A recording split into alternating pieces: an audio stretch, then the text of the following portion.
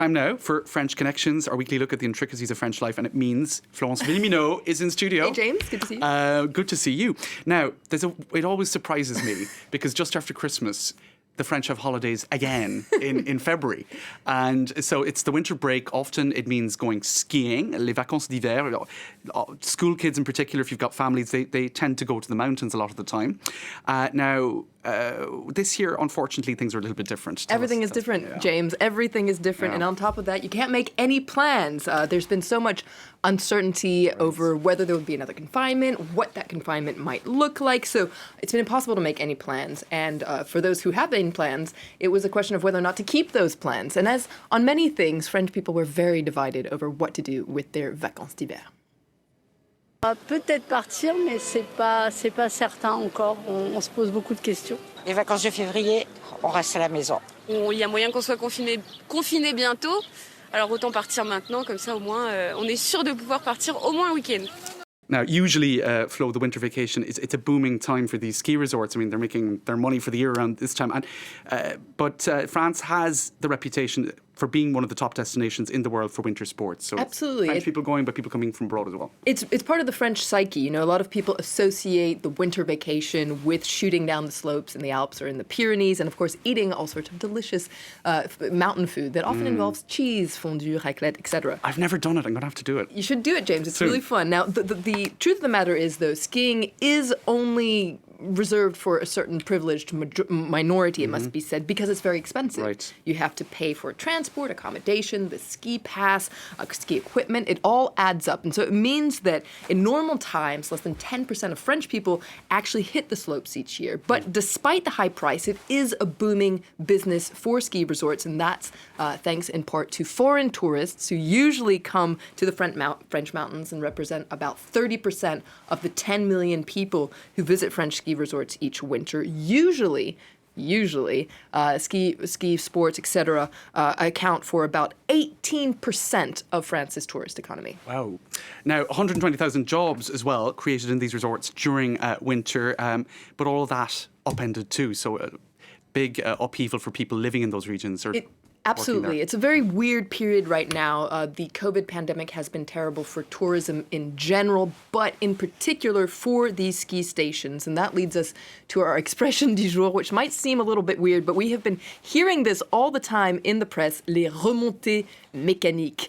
So this is a clunky word for essentially a ski lift, a chair lift that brings you up the mountain so that you can go down it on your skis. Now, there has been so much... Sacré-Cœur. Exactly. Now, there has been so much focus on the fate of these remontées mécaniques because, of course, if these remontées mécaniques work, if they are in operation, well, it means the ski station can work a little bit normally. Now, what's interesting, this is the catch.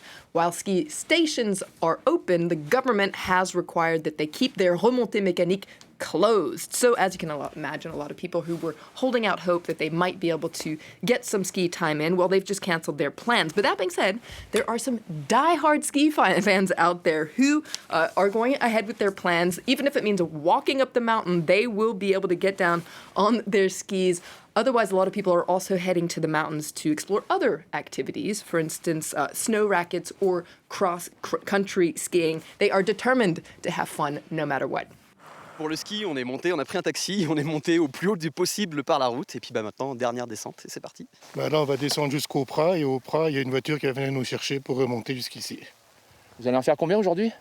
Tout dépend du temps, mais au moins 4-5 jusqu'au dégelé. On fait également de la raquette à neige, on fait du ski de randonnée. Habituellement, le programme, on ne cherchait pas. En fin de compte, on est à la montagne pour faire que du ski alpin. Et là, on se rend compte que y a autre chose à faire à côté. On a fait de la motoneige, j'en avais jamais fait auparavant. Génial. God, I'm not living it all, Flo. I'm going to have to get some inspiration there. Not everyone is as adventurous. Some people have opted for other non-mountainous destinations this winter vacation. Tell us about that. Well, this year it's all about last-minute reservations, sometimes in pretty random destinations compared to usual.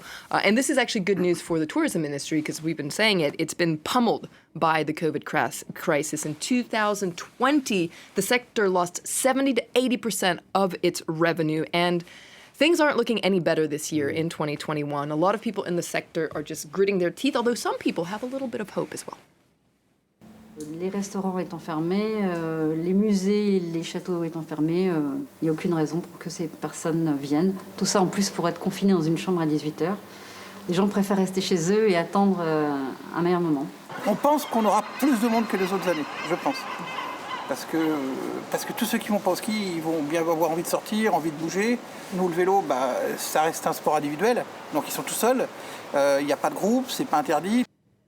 So there's some silver lining flow for some people working in the sector, but otherwise it's a pretty bleak year, isn't it? Absolutely. Everyone is hoping that things will get back to some sort of normalcy, but for too long, whatever that will look like, of course, is still very uncertain. What is certain, though, is that the way that we travel, the way we go on vacation, will be impacted for the foreseeable future. People are already looking ahead to the summer, hoping to perhaps be able to go on vacation then. What I'm hearing from a lot of people is they're probably going to be staying in France, but that's not that bad because France has a lot of wonderful things to offer, a lot of diversity, a lot of different regions that you don't necessarily discover.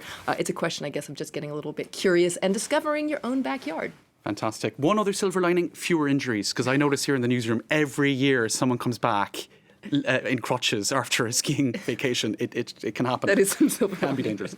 Anyway, that's all we have time for in this edition. Do send your questions to @FloVillemino and check out our website, france24.com.